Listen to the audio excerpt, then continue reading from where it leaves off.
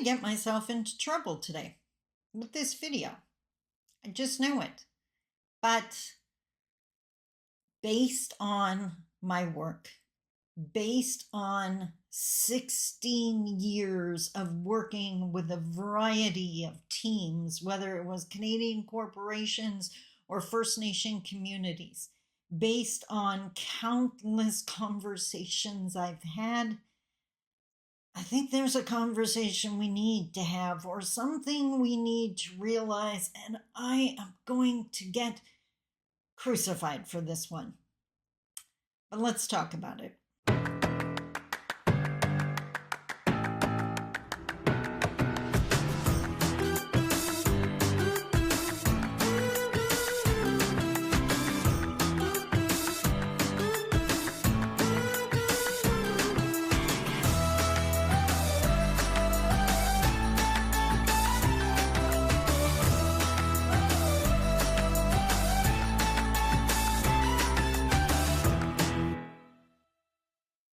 Bonjour.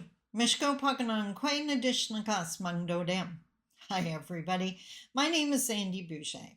I'm Red Thunderbolt Woman of the Loon Clan, a proud member of Seine River First Nation in Treaty 3 territory in Northern Ontario, and I have the honor and the privilege of working with First Nations and working with non-Indigenous Canadians that are interested in building relationships with each other.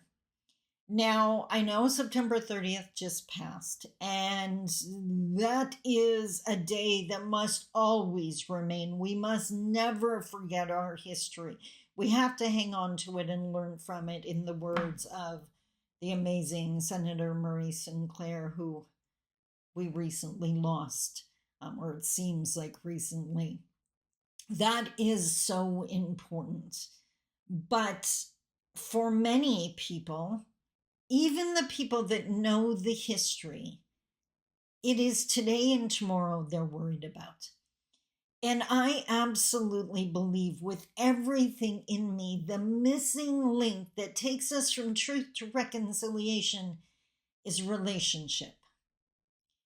And I know that can be uncomfortable, and I've been doing so much work over the last 8-10 years with non-Indigenous Canadians, helping them to understand truth, helping them to learn about Canadian history as it relates to what happened and what was done to Indigenous peoples, families, and communities, and what continues to be done.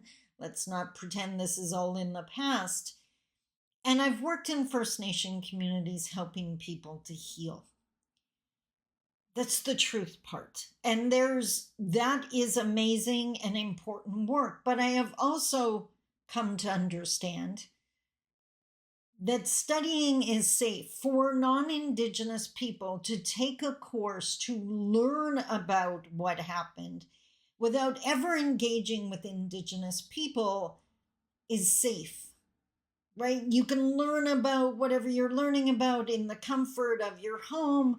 There's a really good chance if you have any kind of emotional reaction, you can either deal with it on your own or just deny it and push past it and ignore it. Not healthy, but you can do it. But I don't think a well-educated on history Canadian population is going to bring us together. This is the part that's going to get me crucified. It's the other word, reconciliation. Now, for those who have followed my career, and there's a really good chance you haven't because most of my viewers are new, so I'm just going to reiterate this for the newcomers. I am a 10-year domestic abuse survivor. And I have long used the metaphor of an abusive relationship to describe the relationship between Indigenous peoples in Canada. It is, and to a large extent still is, an abusive relationship. Reconciliation causes a lot of stress for a lot of people, non-Indigenous Canadians. When I use the word, there's two super common results. The "what the heck is that?" panicked face, and the "how expensive is this going to be?" concerned financial management face. I get it.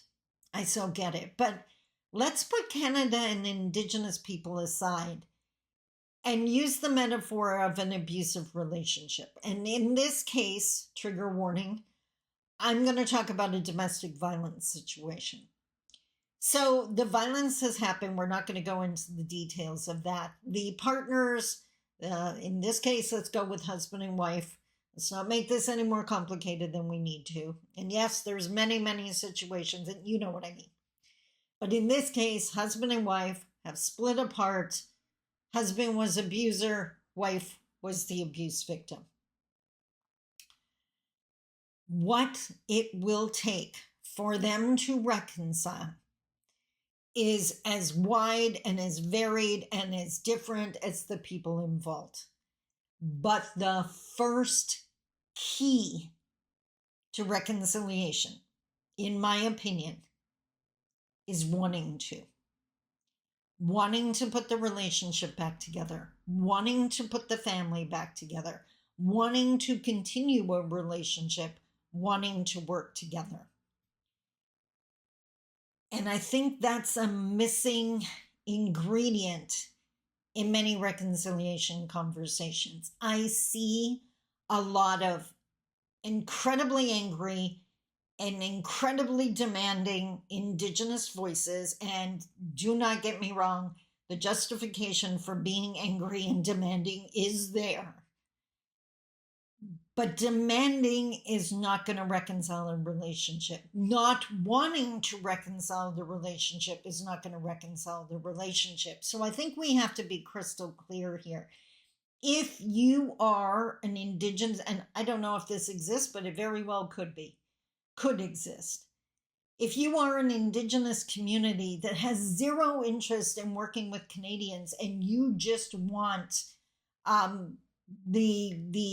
I can't think of the word right now. You want whatever it's going to take to make up for the past, then own that and say that. And by the way, I hate to tell you this, I don't think anything Canada can do can make up for the past.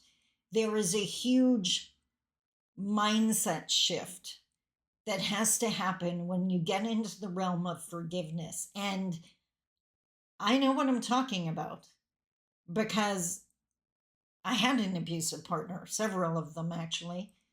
And one of them, actually two of them, have now passed on. And I didn't hate, by the time they had passed on, I didn't hate either of them because hating them kept them in my present day. Now, we had relationships, a different kind of relationship. It wasn't the relationship we used to have. We acknowledged we had both changed. We found a way to respect each other in the new form of our relationship, and we pretty much kept our distance. That is not the relationship I want to see for Canada and Indigenous people.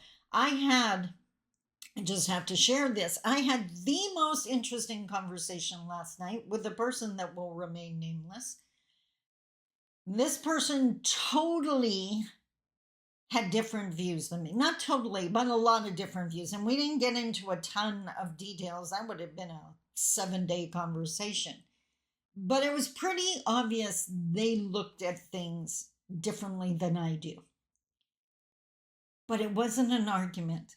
And it wasn't a disagreement. And I didn't walk away from the conversation hating them. Because at no time did they criticize me, condemn me, or look down on me for what I believe. And I hope they can say the same thing. I know they can. And instead, it was a lot of tell me more. We acknowledged we come from two entirely different backgrounds. And he would say something and I'd be like, I'm not sure I agree with that. And I would say something and he's like, interesting, never thought of it that way. And that's the kind of conversation it was. That was a conversation that I hope we can replicate 1,000,000 times in Canada to bring us together, to reconcile, because our communities were decimated. And the challenges you see in our community, and when the flower doesn't bloom, you fix the environment. The environment needs fixing. But, and I'm 61 years old, and I definitely own I'm looking at this from more of an elder's lens. But, oh, my cat's singing in the background again. Of course, she's not getting her loving. But I'm not, and this, I gotta be careful how I say this. I am more concerned about the future than I am the past. Because was that horrific? Yes. Do I want to minimize it? Absolutely no. We also survived it.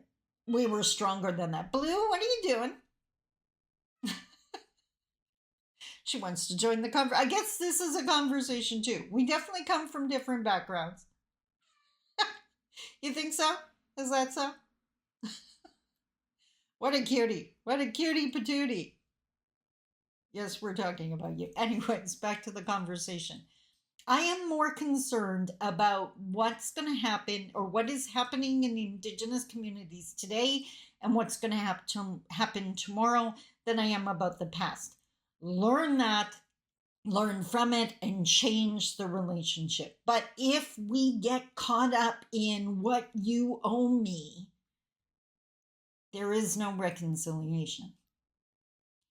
So, and I know I'm getting kicked back on this because some people want to focus on the reconciliation. And in my humble opinion, those people need healing. They need the support to deal with the anger and what happened to their families and the trauma that they endured.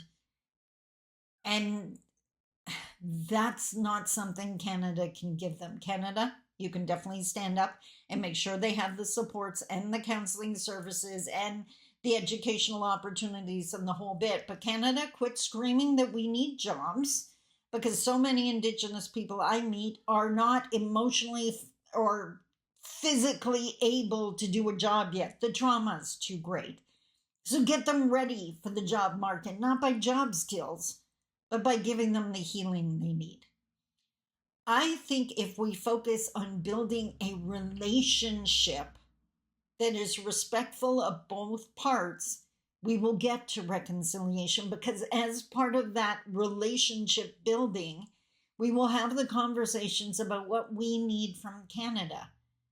And it's a better relationship. It is not the paternalistic relationship. It's not the looking down on Indigenous people. It's not the disregarding of our wisdom and our knowledge.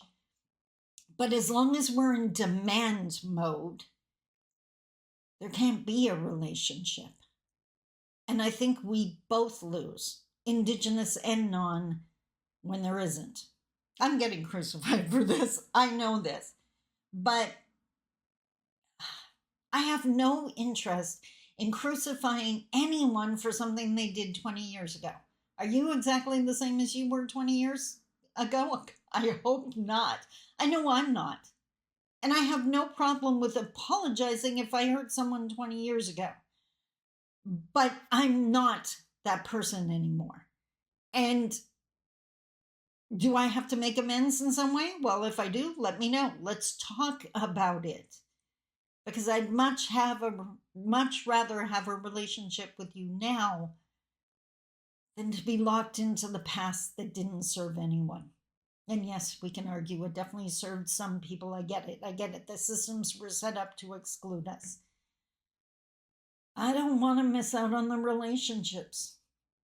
I have met as an Anishinaabe who knows the full weight of oppression and discrimination and racism and abuse and the whole 9 yards, right? And not like that's in my past either. Every now and then it comes up in my future. But you know what else comes up? Or in my present, I should say. But you know what else comes up?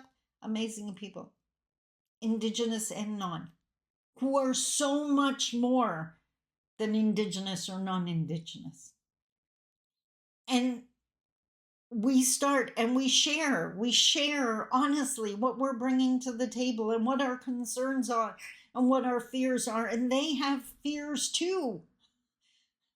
Non-Indigenous people need safe spaces too. It's not just a given. My career taught me that.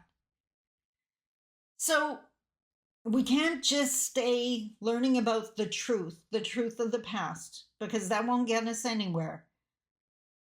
But jumping to reconciliation is, some people, that's the easy route, right? Okay, build a monument and write a big check. Are we done now? No, we're not done now. That's not going to work for anyone, because if we're still excluded, then the harm is still happening. And when decisions are made that what's going to happen in our territory, and we're informed about it after the fact, that is an example of the harm continuing. But if we build real relationships, then maybe finally Indigenous are in the room when the decision's being made, not after the fact. And I'm not talking about one or two MPs or MPPs. I'm talking about a real relationship where we actually work together and one group doesn't benefit the harm of another, and different values are okay. Difference is not scary. Different is exciting, and we have wisdom and knowledge that Canada so needs. So what do you think? Don't yell. Don't call me nasty names. You can disagree. You can tell me your perspective. That I'd love to hear. But let's keep it civil, because that's how you build relationships. I'm terrified. But I'm going to say it anyways. Until next week, I love you. Take care. Bye-bye.